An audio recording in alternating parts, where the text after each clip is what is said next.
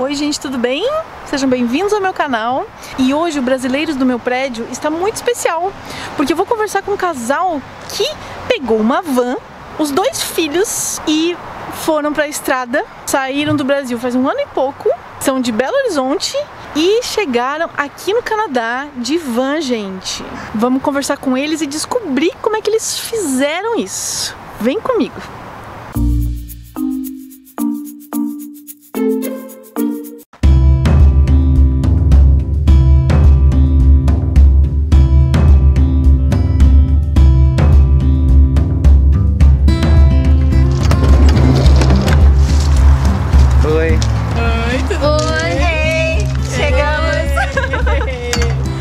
A família vão com tudo, gente! Chegamos no Canadá! E agora? Vamos ficar no Canadá ou não? Será?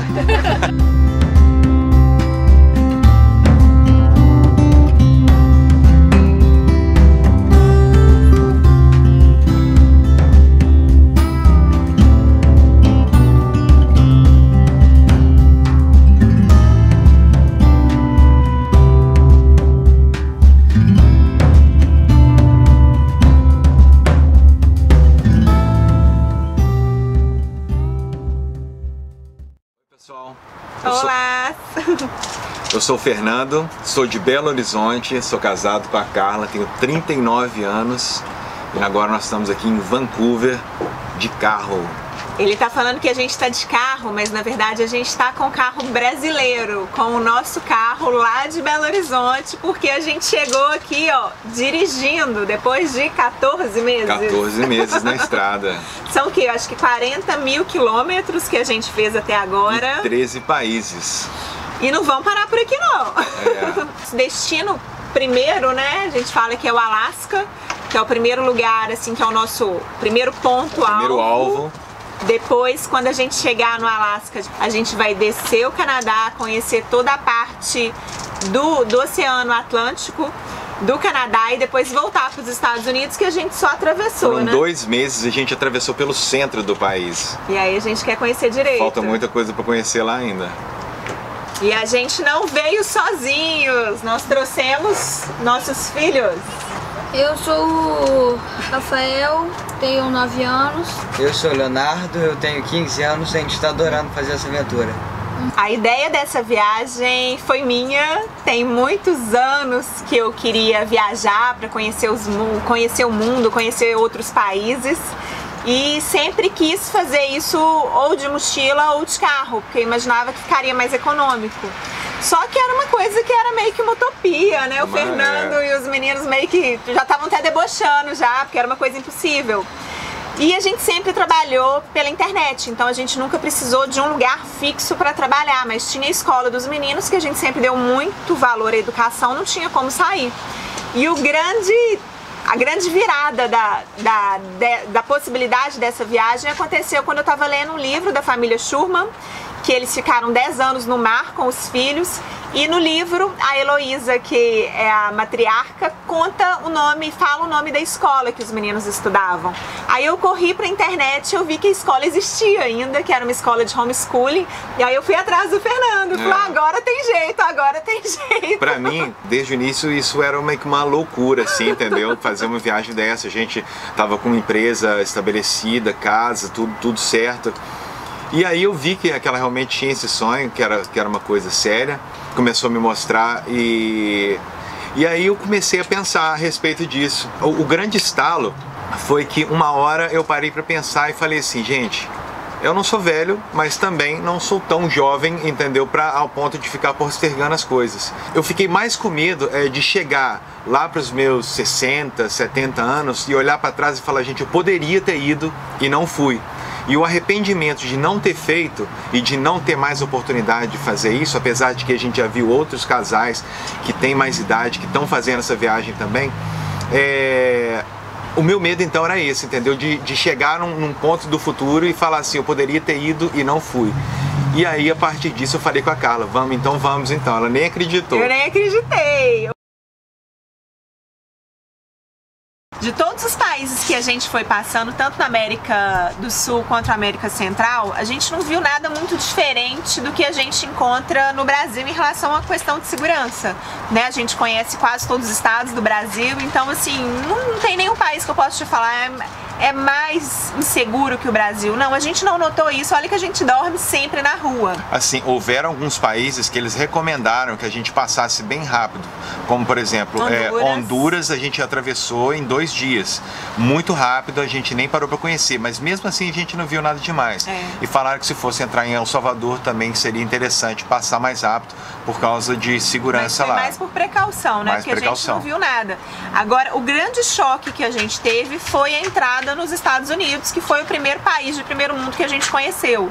A primeira semana que a gente ficou nos Estados Unidos, assim, eu chorei muito, porque eu via as casas todas sem muro, sem grade.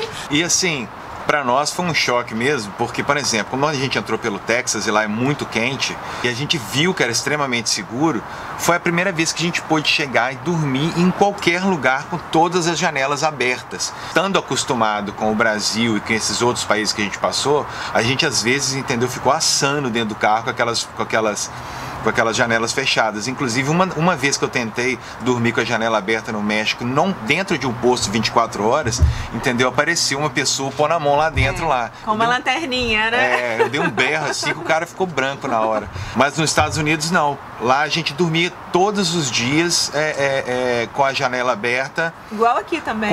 Igual aqui, com uma sensação de segurança muito grande. A gente não sentiu diferença nenhuma atravessando pro Canadá. Mas a fronteira dos Estados Unidos foi um choque. Foi, e assim, um choque que fez a gente pensar muito em relação ao Brasil. Eu tava falando que eu chorei muito a primeira semana, porque a impressão é possível viver num país seguro, é possível se sentir seguro. A gente nunca tinha se sentido inseguro antes, porque a gente não conhecia a sensação de segurança. Você chega num supermercado e o caixa, na verdade, é automático. Você passa os seus produtos e você mesmo paga e ninguém rouba o produto e as pessoas confiam em você. Então a sensação assim, foi muito de tristeza, de por que o Brasil é do jeito que é. O trânsito também, assim, é absolutamente impressionante, porque todo mundo respeita as leis de trânsito rigorosamente. A vida numa van é uma vida simples, é uma vida onde você abre mão de muitos luxos e de confortos que você teria numa casa. Em Belo Horizonte nós temos uma casa muito grande e muito espaçosa. E assim, a gente costuma brincar, para quem até assistiu os vídeos do canal, que a gente teve um período de adaptação, porque a gente pôs a casa para alugar e nisso ela tinha o nosso escritório, que é onde a empresa funcionava enquanto a gente estava vivendo lá, que era um salão bem grande. Então a gente esvaziou a casa para alugar e a gente foi morar um tempo nesse Reduziu salão. O espaço, então mas a gente mesmo assim era enorme. De uma casa grande a gente já passou a viver num ambiente único, todos nós 4. A casa tem, na verdade, 300 metros e a gente foi pro escritório que tinha 80. E a van tem 12. 12 assim, né? 12 se ela estiver vazia, né? Ela vazia também. Vamos lá conhecer a van com a gente. Eu acho que é o melhor jeito de vocês saberem como é que é.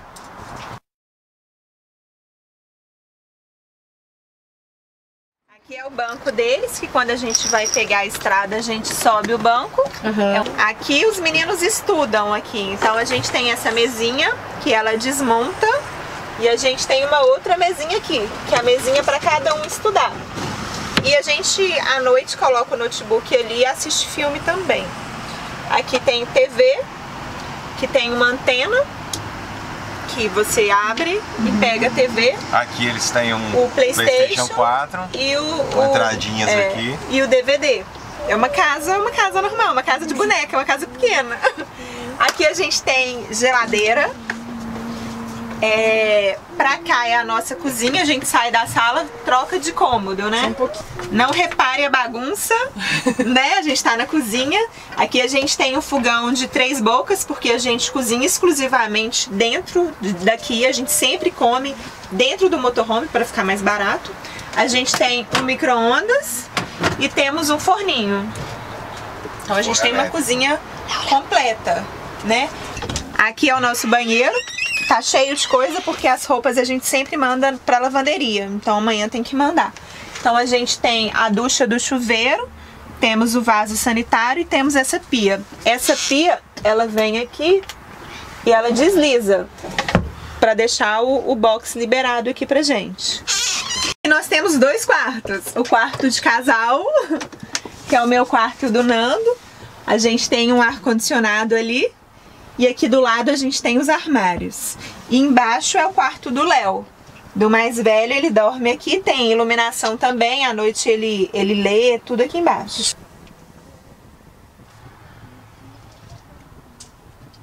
Aqui é uma geladeira normal, é geladeira de casa. Então, para ela não abrir, a gente põe isso aqui. Foi furado, então não abre mais. Os armários, toda vez que tinha uma curva muito fechada, ele abria e caía tudo, assim, várias vezes já caiu. Aí a gente também fez a mesma coisa. A gente colocou essa trinca, cadê o cadeado? E passa o cadeado na hora de andar, para não abrir. Aqui a mesma coisa.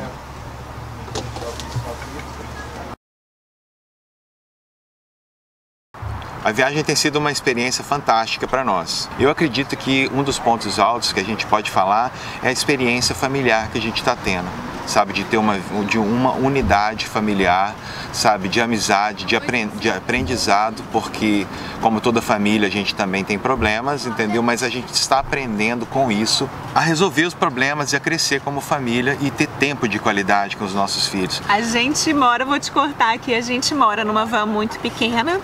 Então, qualquer briga que tem dentro da van, seja algum conflito entre eu e Fernando, ou a gente com os meninos, ou entre eles mesmo, não dá mais para cada um ir para o seu quarto, igual era em Belo Horizonte, assistir um filme, dormir no dia seguinte, fingir que nada aconteceu e tá todo mundo bem. Porque o clima ruim, o espaço é muito pequeno, então assim, você fica com a pessoa do seu lado ali brigada. Então, os 4 aprenderam a resolver os problemas de imediato. Isso pra gente, assim, não tem preço, né? Além disso, também tem a questão de ter uma vida mais simples, porque eu acho que indo um pouco na contramão daquela pressão social de que você tem que ter bens, você tem que ter carro, que você tem que ter dinheiro, entendeu? Para você ser valorizado. Hoje a gente tem uma vida muito mais simples.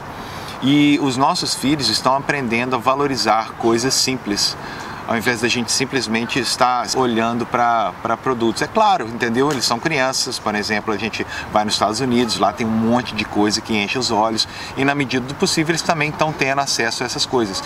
Mas aprendendo a valorizar coisas simples, a dar valor para o que a gente tem, que o que faz diferença é isso. E percebe claramente, assim, o que é supérfluo e o que não é. Porque a gente estava na nossa vida no Brasil achando que tudo era essencial. Eu preciso disso, disso, disso, e de repente você precisa de uma quantidade enorme de coisas ao seu redor. Hoje a gente vê que a gente não precisa de quase nada para ser feliz, né? A gente precisa de muito pouco. E eles estão aprendendo isso na prática, né? O que é importante mesmo na vida. E mesmo que um dia a gente volte a ter uma casa, né, estruturada e tudo, é uma lição que nunca mais eles vão perder. Para começar a viagem a gente teve que desfazer de muita coisa, brinquedo, jogo, filme, videogame.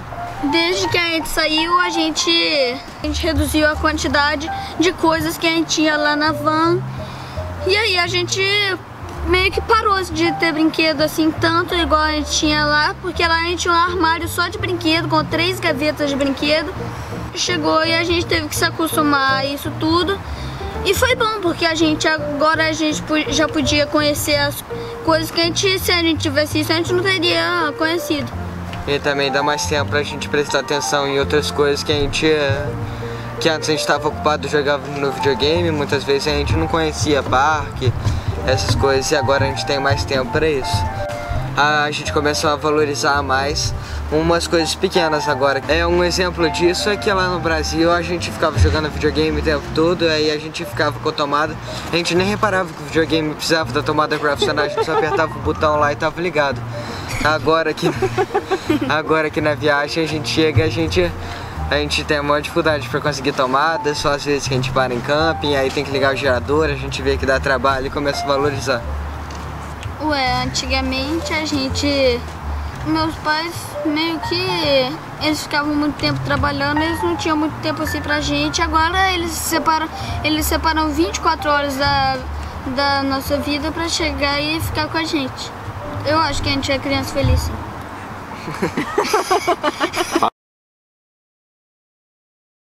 A viagem, ela também tem pontos baixos e muitos desafios.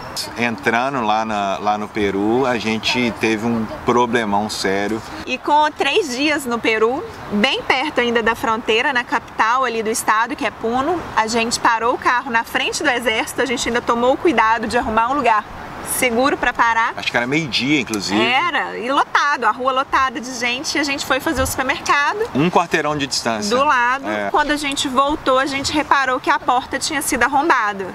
E a gente, cada um, para questão de facilitar mesmo o manuseio das coisas, cada um tinha uma mochila, onde todas as coisas importantes de cada um ficavam ali. Então, cada um tinha o seu computador dentro da mochila. E de certa forma era até uma questão de segurança, porque como a gente estava com tanto medo lá da Bolívia, sempre que a gente saía, a gente colocava a mochila nas costas, com tudo que tinha de valor e documento e saía. Na Bolívia a gente não deixava a mochila dentro do carro, ali a gente não preocupou, e a pessoa que entrou, na verdade, levou justamente todas as mochilas. Passou a mão nas mochilas. E nessas mochilas tinham 3 notebooks, um deles a gente tinha acabado de comprar, a gente tinha comprado em Santa Cruz, na Bolívia, um HP assim, novinho, que era pra gente editar os vídeos, estava empolgadíssima com o computador. Levaram câmera fotográfica, câmera de filmagem, e levaram tudo, e também levaram todos os nossos documentos. Exatamente. A gente tomou o cuidado que todos os viajantes falavam, né? Feche todas as janelas para não chamar atenção, televisão cortinas. E tal. A gente fechou as cortinas e a pessoa entrou lá dentro e fez a festa. E teve até liberdade, porque ele estava lá dentro e ninguém estava vendo. Aí a gente foi no exército, chorei, briguei, aí chamamos a polícia para fazer o BO. Foi o único momento, né, na verdade, que a gente pensou em desistir da viagem. Assim, eu lembro que a gente chorou muito, os 4, cada hora um chorava de uma coisa. E aí a gente aprendeu ali também, né, porque se você tem que fazer o que você tem com o que você tem na mão. Se a gente só tinha um celular, vamos gravar com o celular. Inclusive a gente saiu do Brasil com o equipamento, a gente saiu preparado. Saiu preparado para fazer uma outra viagem, mas até nisso a gente aprendeu. Se é um celular que a gente tem, é com o celular que a gente vai fazer. Ou seja, a gente poderia ter desistido, poderia ter parado de fazer vídeo, mas a gente estava lá, sempre lá com o nosso S2 TV na mão lá. Uma das maiores curiosidades, assim, de todo mundo é em relação à escola dos meninos, né? A primeira pergunta é, nossa, esses meninos não estudam? Sim, eles estudam, eles estão matriculados numa escola americana. Ela chama Clonlara School, é uma escola americana que tem uma filial em Portugal. É um sistema de homeschooling. Então eles podem estudar em português. Sim, e é como se eles estivessem no intercâmbio nos Estados Unidos. E o documento, o diploma é como se eles estivessem sentados todos os dias dentro da sala de aula nos Estados Unidos. Porque é uma escola física com mais de 50 anos, então assim, não vai atrapalhar em nada. A gente estuda o conteúdo brasileiro e ainda estuda toda a história de cada um dos países que a gente visita. E do mesmo jeito que os meninos estudam de forma digital, utilizando a internet, o nosso trabalho também, a gente tem uma empresa no Brasil que a gente gerencia essa empresa pela internet. A gente tem uma casa também, nós vendemos tudo que tinha na nossa casa, só que a casa está alugada. Por causa da crise do Brasil, a casa é muito grande, então a gente ficou vários meses, eu acho que 6 meses com ela fechada, então teve uma proposta na metade do preço, a gente aceitou para não ficar com ela fechada. No finalzinho de janeiro, a gente estava no México, a gente recebeu um e-mail de uma empresa, que é o Cartão Livre, que é um cartão corporativo, querendo nos patrocinar, né? Porque é um cartão que funciona no mundo inteiro, então a gente estaria ali testando, mostrando para todo mundo que esse cartão realmente funciona. E funciona. E funciona. Chegando nos Estados Unidos, a gente conseguiu um segundo patrocínio, que é da Easy Sim for You, que é uma empresa que tem internet e telefone em 140 países, que um dos problemas que a gente tinha é que cada país a gente precisava de comprar um chip de internet, e esse chip só funcionava naquele país, porque a gente trabalha e os meninos estudam com a internet. Ilimitadíssima a internet, né? Toda hora tinha que pôr crédito. E a Easy Sim for You, na verdade, ela nos deu essa facilidade. Todos os países que a gente for, a partir de agora a gente já tem o chip e tem internet limitada. E não funciona como roaming. Não, então, a internet é ilimitada. A gente sobe os vídeos do nosso canal com essa internet. Como a gente aprendeu a viver com muito pouco, as nossas despesas não são altas, mas mesmo assim a gente ainda precisa do dinheiro do Brasil, a gente precisa do trabalho, que no Brasil está muito difícil, que a gente mexe com licitação pública e o governo está quebrado, né? Então, assim, a gente está aberto para novos patrocinadores, quem sabe patrocinadores canadenses, né? A gente tem vários projetos, a gente quer fazer um curso de inglês, que é o meu grande sonho. A gente está em Vancouver agora, nós vamos subir para o Alasca, depois a gente vai atravessar todo o Canadá, são 6 meses aí atravessando para conhecer o Canadá, e depois a gente vai voltar para os Estados Unidos mais 6 meses, então a gente tem 1 ano aqui ainda Estados Unidos e Canadá. Então, assim, a gente está aberto para os patrocinadores. Quem sabe, se você está assistindo, quer aí colocar a sua logomarca para viajar o mundo com a gente, é só entrar em contato. Antes, a gente tinha um futuro meio que pré-determinado, com aquela vida cotidiana que é um dia após o outro. Hoje não, hoje o futuro está em aberto, a gente pretende viajar para a Europa, continuar essa viagem. Mas, por exemplo, estando aqui no Canadá e tendo encontrado com outros brasileiros que têm uma vida completamente diferente daquelas que eles tinham no Brasil, não só em termos de cultura, de educação, de trabalho e de finanças, é um lugar que é altamente atrativo e é um país que hoje, apesar de ter todo um processo, é um país que está de portas abertas para receber imigrantes, pessoas qualificadas e que têm um sonho. Então o futuro está em aberto e a gente vê que existem milhares de opções, sabe? E a gente ter fé também, ter confiança e também trabalhar e buscar um futuro melhor, é isso que tem impelido a gente ir para frente. Hoje, a gente pensa no Brasil sempre confrontando com tudo aquilo que a gente aprendeu no caminho. A gente ama o Brasil, e o Brasil a gente conhece de norte, sul, leste, oeste. O Brasil é um país maravilhoso, é um país rico, com pessoas fantásticas, mas infelizmente o Brasil hoje está em crise, isso não é novidade para ninguém. E essa crise afeta a gente aqui no Canadá, porque apesar da gente estar aqui, a nossa vida está lá, como empresa, onde vem a nossa renda. Hoje, nesse momento, para nós voltar para o Brasil seria até difícil, por conta de toda a situação que tá tendo lá. Hoje, estar na estrada, viajar é mais barato do que estar no Brasil vivendo da maneira que a gente vivia. Então, nesse momento, o que a gente pensa é justamente nisso. O futuro é um livro aberto, a gente coloca isso na mão de Deus e a gente vai realmente estar sempre com o coração aberto para novas coisas. Eu tenho muita vontade de voltar para o Brasil para visitar os nossos amigos, visitar os nossos familiares, mas a gente saiu de lá pensando em voltar. Hoje eu não tenho vontade de voltar para morar. Porque quando você sai, você percebe a quantidade de oportunidades que existem em outros lugares e você consegue olhar para trás com uma visão crítica.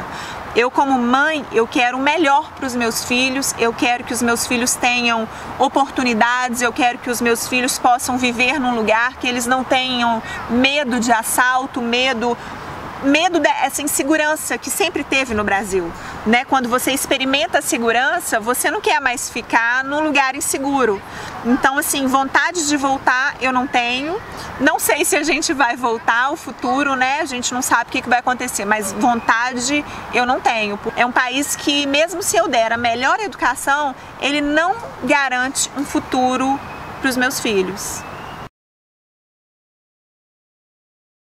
Eu poderia dizer que hoje eu sou menos egoísta, porque a gente tem encontrado na estrada tantas pessoas fantásticas que têm aberto as portas da casa, que têm se disposto a nos ajudar de maneira gratuita, sabe, sem querer absolutamente nada de volta, sabe, que é absolutamente constrangedor. Isso me levou a refletir no tanto que aquela vida, sabe, do cotidiano, de acordar, trabalhar, voltar para casa, o tanto que a gente é egoísta, que a gente tem o que compartilhar e a gente retém pra gente. E o tanto que a gente tem recebido de graça nessa estrada, nesse caminho de tantas pessoas, de maneira gratuita, isso abriu meus olhos pro tanto que eu era egoísta.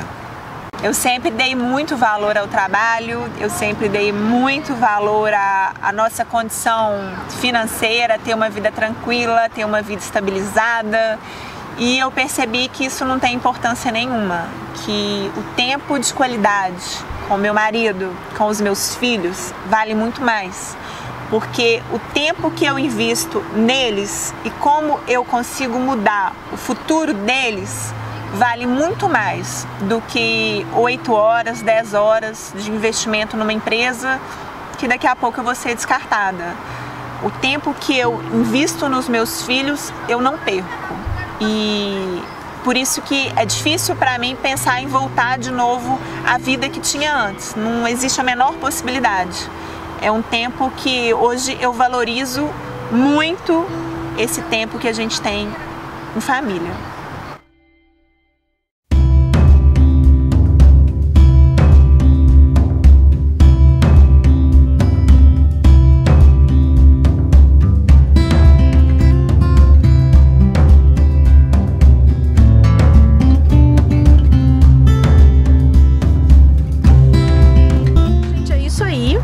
Obrigada, gente. Obrigada por participar do meu canal. Agora vocês vão lá no canal deles, do Van com Tudo, tá aqui embaixo na descrição, e acompanhem o canal dessa família, tá bom? Obrigada por assistir, deixa seu like, compartilhe esse vídeo com outras pessoas, me acompanha lá nas redes sociais e um beijo, até a próxima. Valeu. Tchau.